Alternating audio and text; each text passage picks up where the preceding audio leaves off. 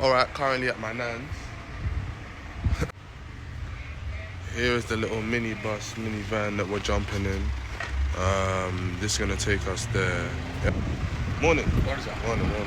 Let me put it out. Yes. Alright, we've arrived, man. There's our minibus. UK. Oh, London. London, yeah. That's the remember mini. my name? I forgot. Isaac. Isaac. That's my name. They call me Isaac as well, you know. That's my second name. Isaac. Oh, okay. And your first name is what? Deshaun. How do you spell it? D-A-S-H.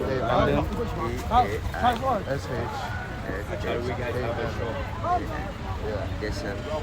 Isaac. Yeah. Is that right? Yeah, that's me. That's it. Oh, nice. And that's what I do here to support the Oh, okay, nice. artists. I want to show you so that you support your brother. This is Africa. That is So this is all your art. Okay. Yeah, that's what I said to support the family. Okay. We live in the clay house. You don't need air conditioning. Oh, fair enough. This is the biggest waterfalls here. You know, no football. Lazy man. Okay. And black women have natural boom. Okay. Not artificial like the white. Yeah, it's natural. Yeah. That's what I noticed. That's it. And then giraffes. Nice. And this is the xylophone man. Okay. Yeah, that is how we used to play the xylophone. Oh, I see. And this is the Elmina castle, the biggest and the oldest castle in West And that's Africa. this? Yeah. And that's Cape Coast, man. Hey guys, sorry I keep saying Cape Coast. It's actually Elmina Castle. I wasn't aware that there's actually two castles in the area, Cape Coast and Elmina Castle. But enjoy the tour. Biggest and the oldest, built by the Portuguese in 1452. Oh, nice. Oh, see. There's the front view. Hey, everyone else's. Wow, there's a lot of us, really, you know? And there's loads of people selling stuff. Wow.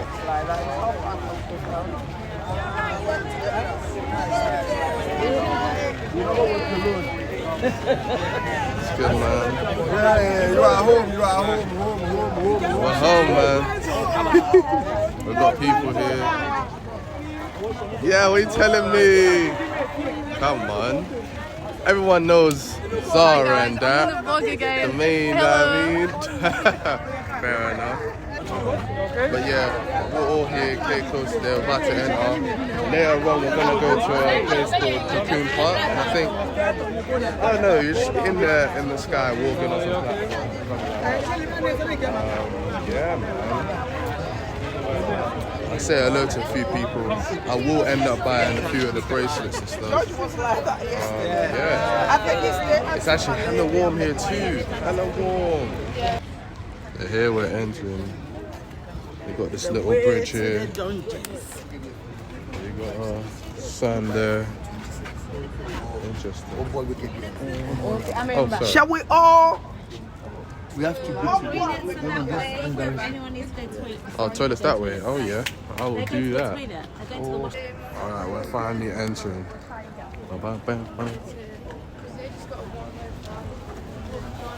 No. Yeah, because Ghana's Amsterdam is straight up.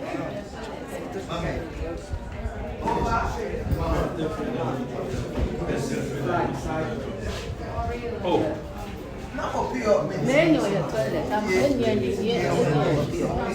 Okay, so we do have to pay something to get in.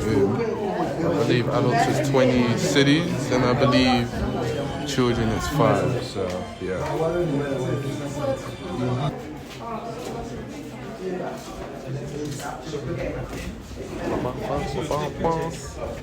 Okay.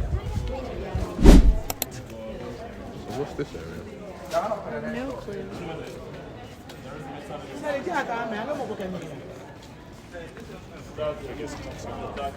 So I'm guessing that's all the cells or rooms or whatever they used to keep the slaves. We're gonna get a tour guide to take us around. But yeah. Okay. Portuguese church unit.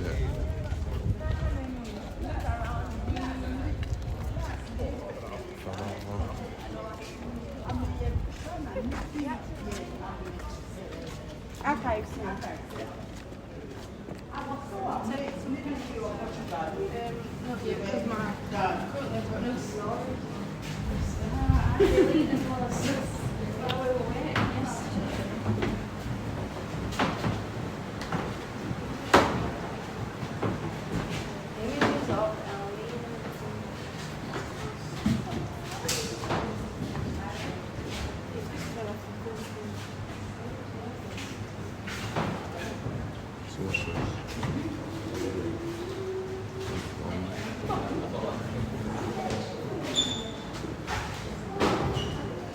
This is just a bit of history that you can come in and just read and find out a bit more.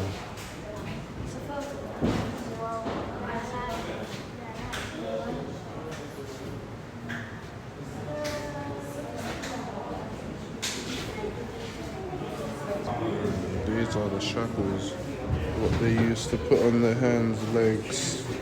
Yeah.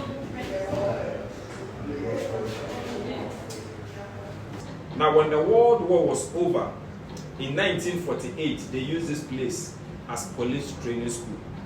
So the English were in control until 1957, when Ghana became an independent state. Then we kindly asked the English to go back home. So this structure, as it stands now, is 542 years. The Portuguese were here for the first 155. The Dutch were here for 235 years. The English were in this particular one for 85 years. Ghana, the last group, we are 67 after our independence, and we are still counting. This is the largest, the biggest, and the oldest of all the castles when you talk about transatlantic slave trade in all tropical sub-Saharan Africa. And in 1979, this place was designated by UNESCO as a World Heritage Site. Of course, for that reason, we have opened our doors for everyone to visit. So, that is why we... hold my hand. Hold my hand. I'm saying I'll protect you. And when you say original, you have to stay. You're It's a scared? bit claustrophobic. Oh.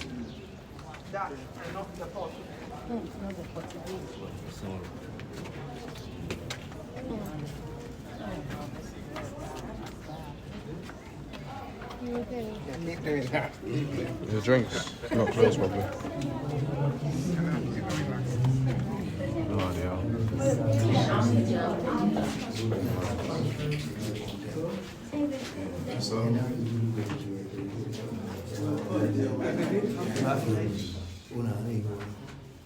They didn't. This was for the Europeans. Some of them went out without permission, came back to the castle drunk.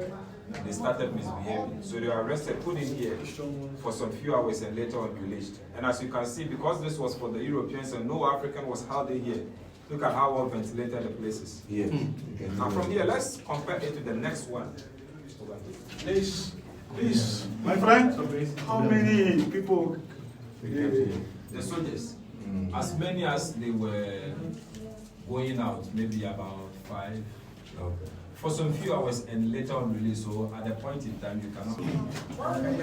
So this was the European one, and then we're gonna go to the one where they killed African.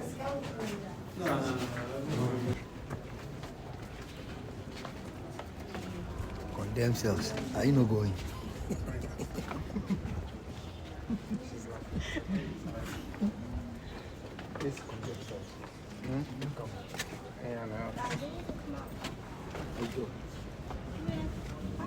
Wow, this one's not ventilated at all.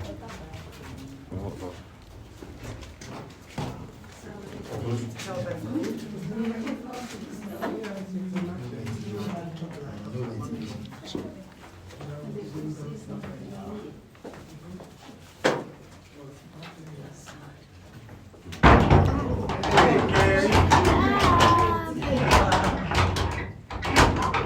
See the difference?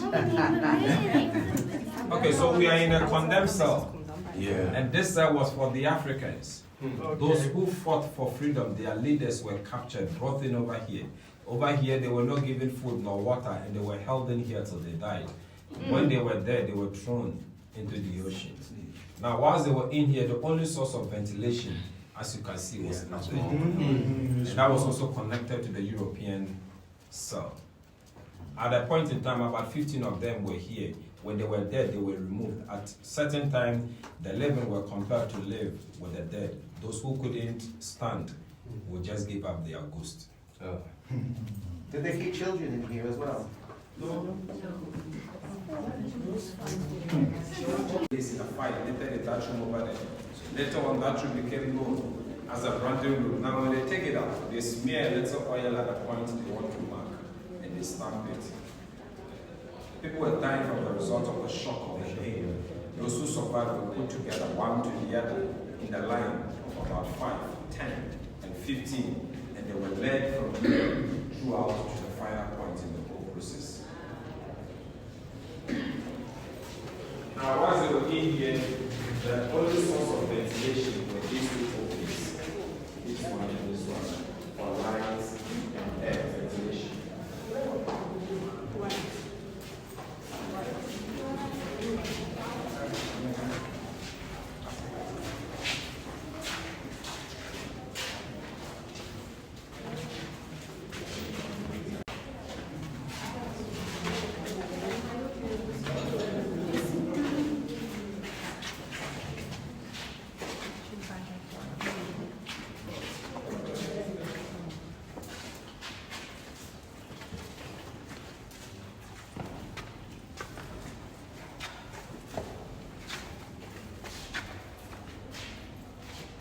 I could have watched it through. Watch your hair stand down.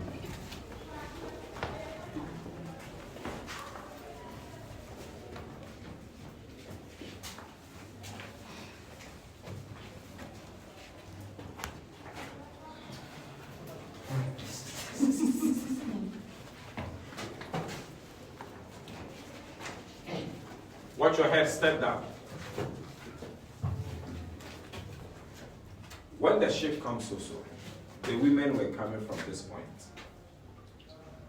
At the time, we had steps here on which they descended onto these steps. And the bars that you see them there are not original. We place them there simply to avoid any accidents.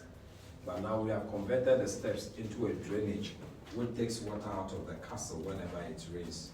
Yeah. So whereas the women were coming from this point, the men were coming from this end.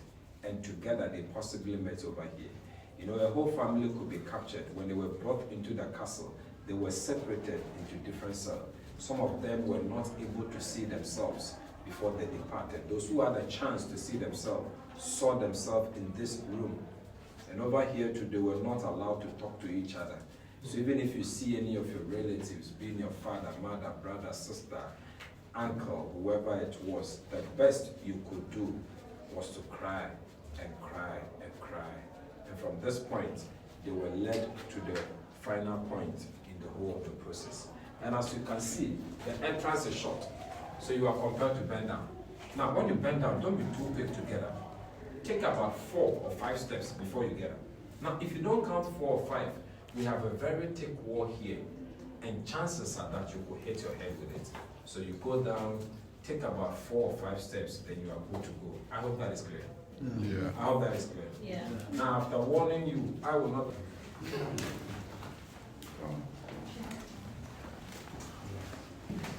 Should I go?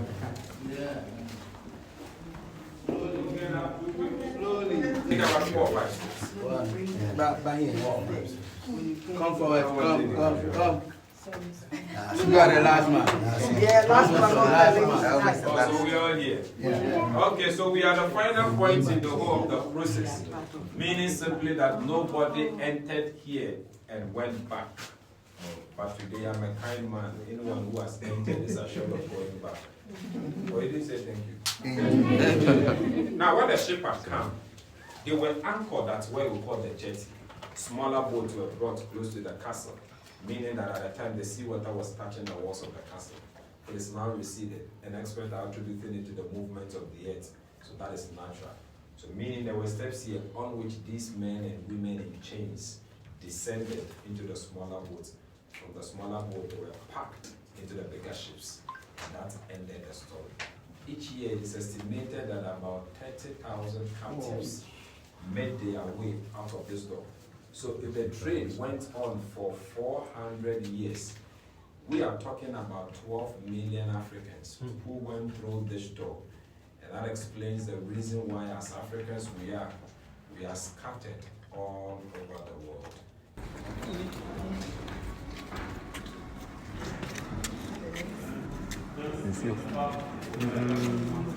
Now below this courtyard, Guys, they're just reading one of the reefs.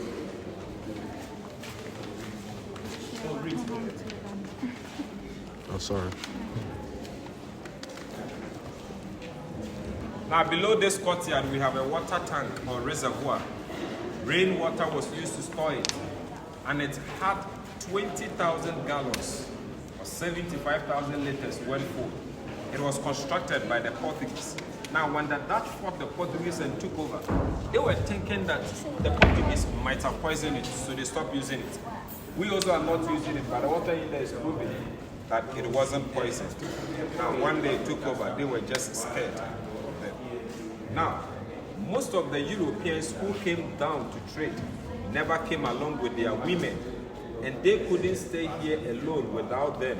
So the governor, the soldiers, and the merchants kept on abusing these women whilst they were in here.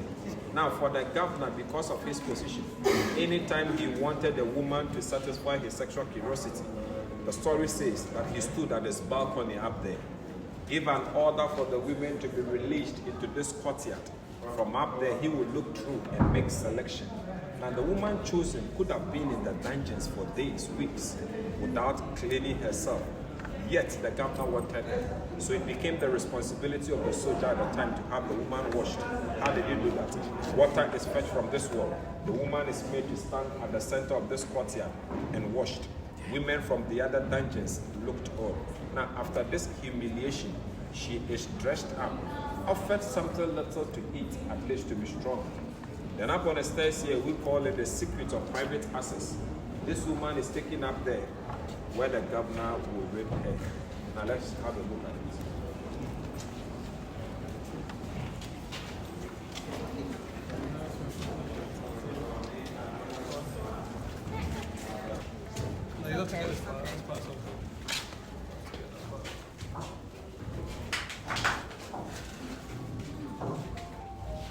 So this woman, after she is dressed, is then made to walk up these stairs through a point we call trapdoor, from the trapdoor to the governor's bedroom. Now, after the governor has used her, she is brought back down into the dungeon. Instances where she could tell you that before she was brought out, she could have been used by some other guys also, and very few of them became mistresses and stayed a little longer up there. Those who became pregnant were subsequently freed or liberated. But we need to know, most of these women did not only come from today's Ghana. Some came as far as Nigeria, Burkina Faso, Togo, Benin, and so other places. So when she was finally freed, she could not go back to where she came from. Secondly, the Europeans never wanted their babies to go anyhow. So some houses were built here in town where these pregnant women were kept. When they delivered, their babies were brought back into the castle at the age of about 4 or 5, and they were educated.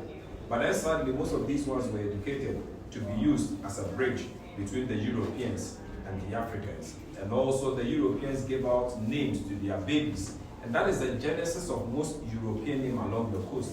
So even here in Elmina now, we still have people who call themselves Da Costa, Da Silva, De Vier, Van Ness, Vroom-Smith, Viella, Van Dyke, Van der Kooi, Hutchison, Peterson, Jefferson, Jackson, Sampson, Wilson, Yankson, Richardson, and all the Sanson that you can easily imagine.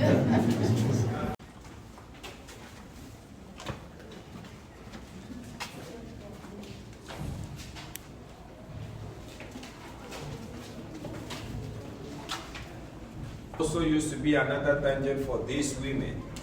And over here you could talk about 100 of them. You still look at the floor as hard as the places where they were packed and were sleeping. Now, when you look down further, you could see some red cloth and chains over there. These are not the original cloth used by the captives whilst they were in here. In July 2015, we had a program here called The Return of the Slaves. By that, we had 48 Africans from all over the world who converged over here just to reenact the story of the trade. Now, when they got in here, the first thing they did was to strip themselves off and had these covering their private parts. They put themselves back in these chains and slept here over a night. And in the course of the night period, if anyone wanted to visit the washroom, he or she was supposed to do it here as it happened. So what happened over the one night period? In the morning, when this door was opened, at our check, there wasn't any feces, no menstrual blood, no vomit, of course. But for urine alone, we all here couldn't stand the next 5 minutes. So what I began to tell people was that, you see, no matter how hard somebody will try to communicate to you the story of the trade, you cannot be in any position to truly comprehend what they endured over here. A young lady at the center said in the middle of the night she found herself wet. Waking up to see what the problem was, there was this young guy who had wee-weed, and it has dripped from where he was to where this young lady was. Another guy also recounted that whilst he was here, he realized that the difference between the one in prison and the one in dungeon will be the fact that the one in prison knows why he or she is there, and if there is any possibility when he or she is going to go out. But not the case for the one in the dungeon, because when he was captured, he wasn't told the offense he committed. Neither was he told where he was being taken to. And that thinking alone, whilst a person is in here, could send him go crazy. Now, what was the main reason for the show? The organizer said, Africans may not be physically in chains today, but mentally we all could. So all this while he left this door opening, representing knowledge, indicating that with knowledge, one could step out from mental slavery. And that is what Frederick Douglass said. Incidentally, he said, knowledge makes a man unfit to be a slave.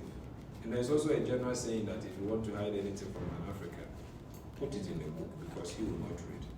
But you see, what they feel was that you cannot push a particular group of people in a particular direction for over 400 years and expect a change overnight. No, it doesn't work like that. So I said we, the Africans, were supposed to have been given an opportunity for reconstruction, which was denied. So even as at now, the African is still finding it reading. So if we're an African here and youngster at that, from here we all must begin to read and study. Other than that, we all are helping in perpetuating a crime. We need to learn the history and pass it on to the next generation, because an attempt is made to erase these stories and these histories from our books. So we're heading up the stairs and going to check out all the other rooms.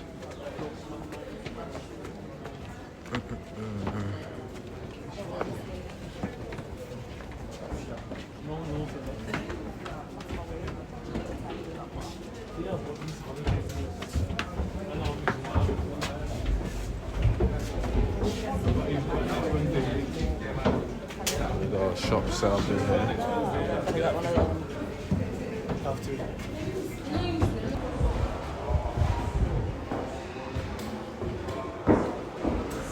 Governor's bedroom, so it says.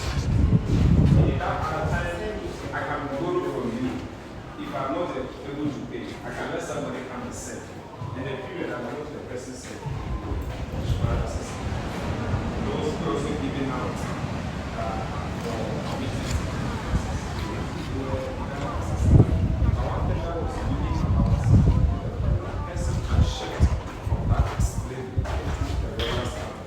For example, if you were a woman and you were a slave and you got married to, you cease to be a slave. And if you were a man and you have military skills, you could become the caretaker of the master's household, and your descendants were royals. Yes. So it was there. But you know what was happening over here? They had no idea, because if a I'm a merchant, I come to sell my slave to a merchant over here. As to what the person do with it, I'm not aware. And you know, the reason why they were also doing that was the Africans were too strong as compared to the Europeans who were here. You see, you know, let me say that the ultimate, if the ultimate was for profit, then why allow them suffer here did not make any sense. And I can tell you for sure, if you want to try to find answers to these questions, you will not get a definite answer.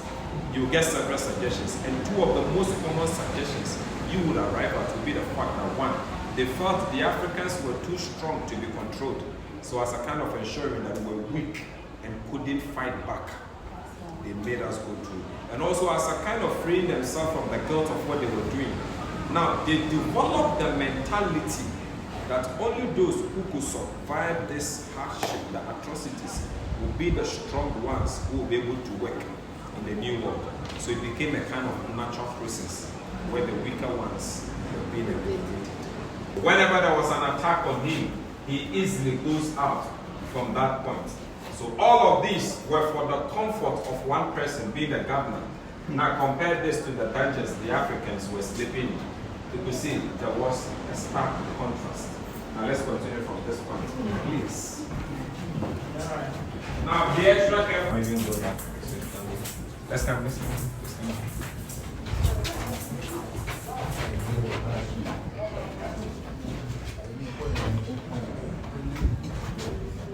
On which the selected and clean woman is made to walk up to the governor's bedroom.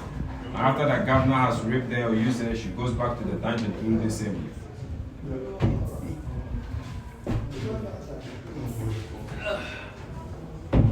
This way.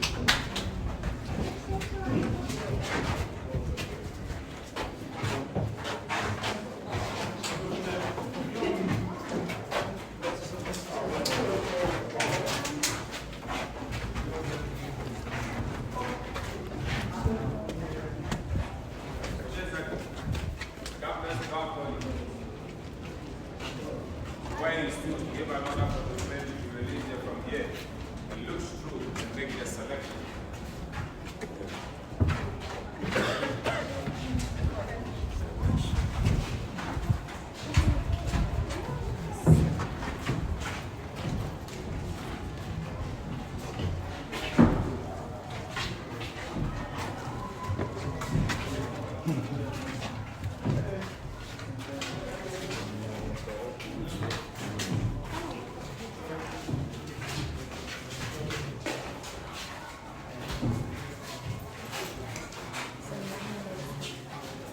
Was built by the Portuguese.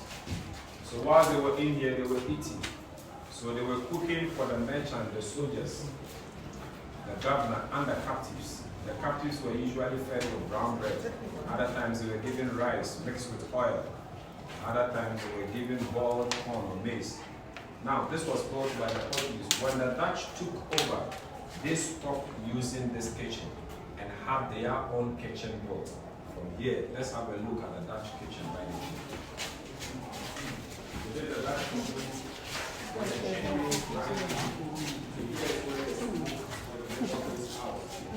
Now look at the position of the kitchen. You see that it sits on top of the female dungeon.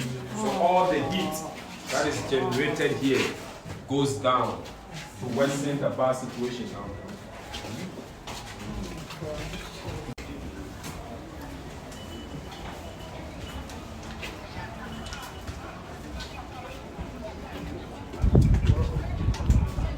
By the Dutch, when fired, could travel to a distance of about 3 kilometers or 1.76 miles.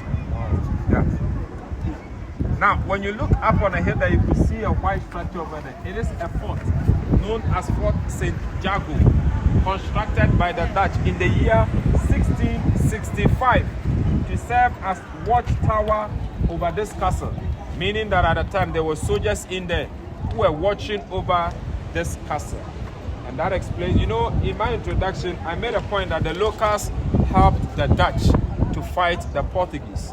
So when the Dutch got in, they were thinking that a similar act could be perpetuated against them. So at all times, they needed to be on top of security That is why they put up that structure over there.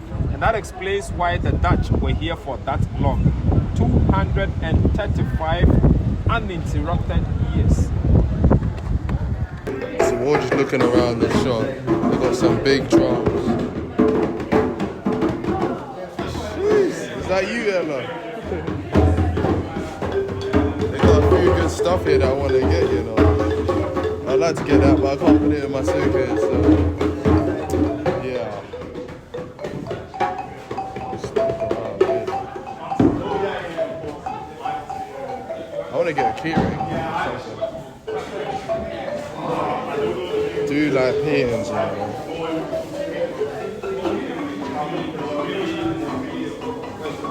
We've got a bunch of bags. What's that, duffel bag, innit?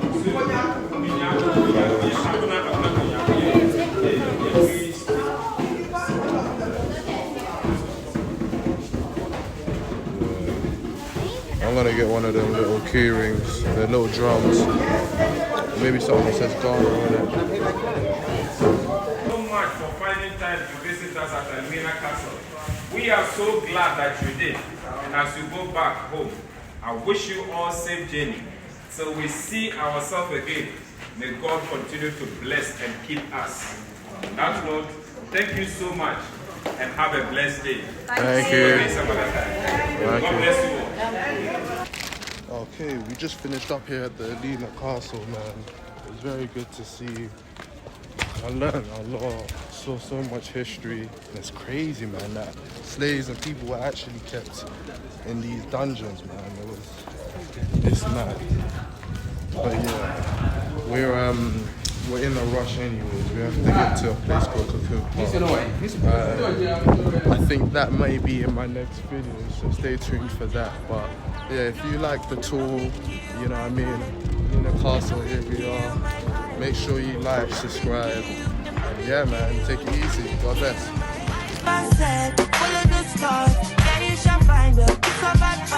If you hit your enemies shine. If you're not depend on me, enter the light. 'Cause you can never kill my vibe.